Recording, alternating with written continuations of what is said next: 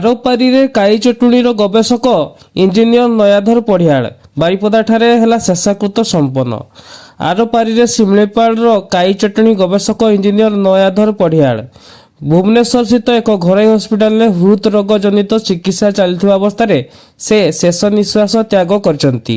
Corona କାଳରେ ସାଧାରଣରେ ଶିମିଳିପାଳର କାଇ ଚଟୁଣୀର ଔଷଧୀୟ ଗୁଣ ବିଷୟରେ ଅବଗତ କରାଇବା ସହ ତାଙ୍କ ପ୍ରଚେଷ୍ଟାରେ କାଇ ଚଟୁଣୀକୁ ଭାରତ ସରକାରଙ୍କ ପକ୍ଷରୁ ଜିଆଇ ଟ୍ୟାଗ ମାନ୍ୟତା ମିଳିପାରିଥିଲା।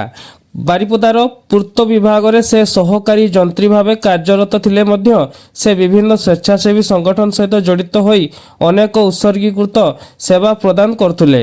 ସେ ଜଣେ ଉଚ୍ଚକୋଟରୀ ଓ ମେଳାପୀ ସ୍ୱଭାବର ବ୍ୟକ୍ତି ଥିଲେ। ତାଙ୍କ ବିୟୋଗରେ ମୟୂରଭଞ୍ଜବାସୀଙ୍କୁ ଗଭୀର ଦୁଃଖ ପହଞ୍ଚାଇଛି।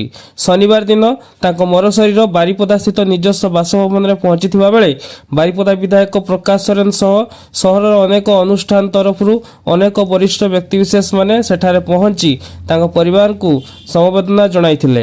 ଏହାପରେ ଦିନ 3ଟା ସୁଦ୍ଧା ବାରିପଦାର ବାରୁଣୀଠାରେ ତାଙ୍କର ଶେଷକୃତ୍ୟ ସମ୍ପନ୍ନ ହୋଇଥିବାର ସୂଚନା ମିଳିଛି।